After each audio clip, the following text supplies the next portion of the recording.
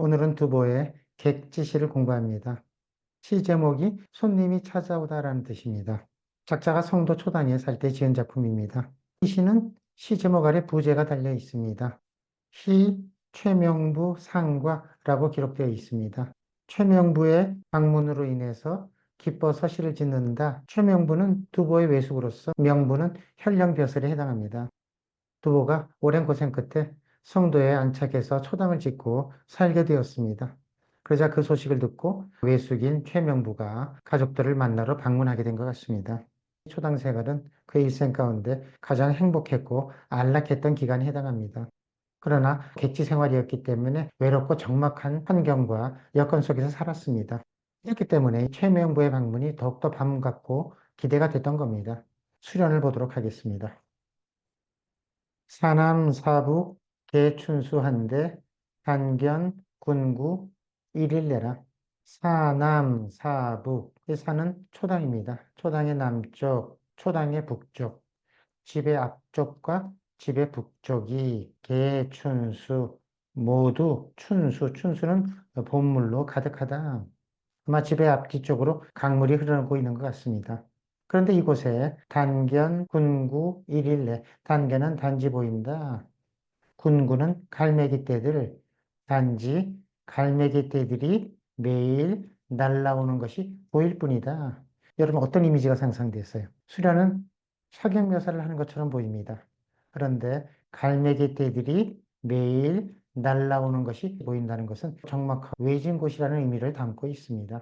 그리고 둘째 연에 가서 비로소 시의 제목인 객지에 대한 설명으로 이어지게 됩니다. 두보가 창법을 아주 교묘하게 구상한 겁니다. 군구가 수련해서 전체 시상을 재개하고 이끌고 있는데 외롭고 적막한 이미지를 상징하고 있습니다. 둘째 연 보겠습니다. 하경, 부증, 연객소하고 복문, 금시, 위군계라. 하경, 부증. 하경은 자풀이 무성한 길, 두보의 집 앞에 나 있는 길을 의미합니다. 부증은 일찍이 머무한 적이 없다. 연은 뭐뭐 때문에, 연객은 손님이 찾아오는 것으로 인하여 소는 길을 쓸다. 자풀이 무성한 길은 일찍이 손님이 찾아오는 것으로 인해서 쓴 적이 없다. 즉, 손님이 한 번도 찾아오지 않는 길이란 뜻입니다. 그만큼 최문구의 방문이 기대되고 반갑다는 의미도 담고 있습니다. 아래 거를 보면 복문금시, 복문은 쑥대풀을 엮어 만든 문인데 살인문입니다. 누추한 집을 의미합니다. 누추한 살인문은 오늘 비로소 위군, 그대를 위해서, 여기서 군은 물론 최명부입니다. 개 열어두었다. 이 둘째에 넣게 되면 비로소 객지라는 시의 제목을 설명하고 있습니다.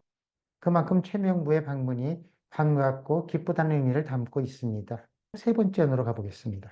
어려운 한자들이 등장합니다. 한손, 시원, 무견미하고 준주, 갑인, 지구배라.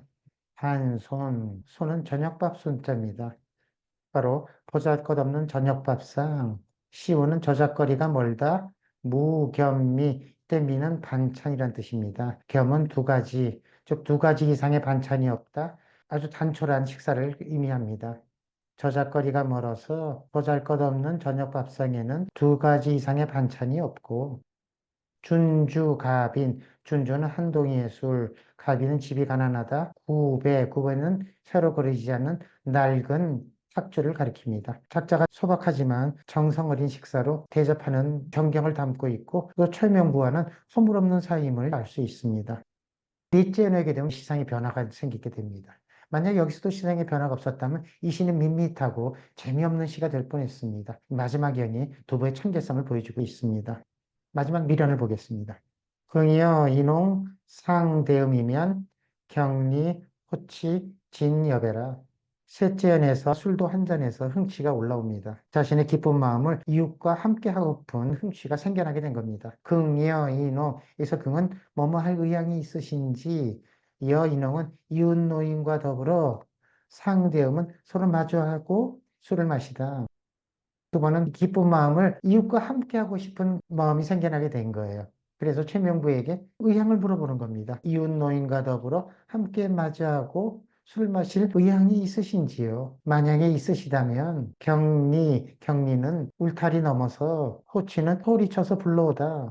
울타리 넘어 이웃 노인을 소리쳐 불러와서 진 옆에 남은 술잔을 다 마시면 어떨는지요? 이런 뜻이 되겠습니다.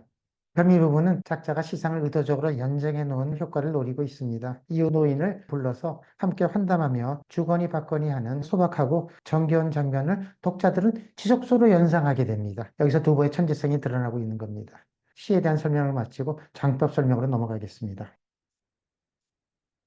이 시는 수련, 함련, 경련, 미련으로 나누어집니다. 먼저 수련은 앞뒤로 본물로 뒤덮여 있고 단지 갈매기 때만 날아온다고 표현하고 있습니다. 최명부의 방문을 기대하고 암시하는 의미로 사용하고 있습니다.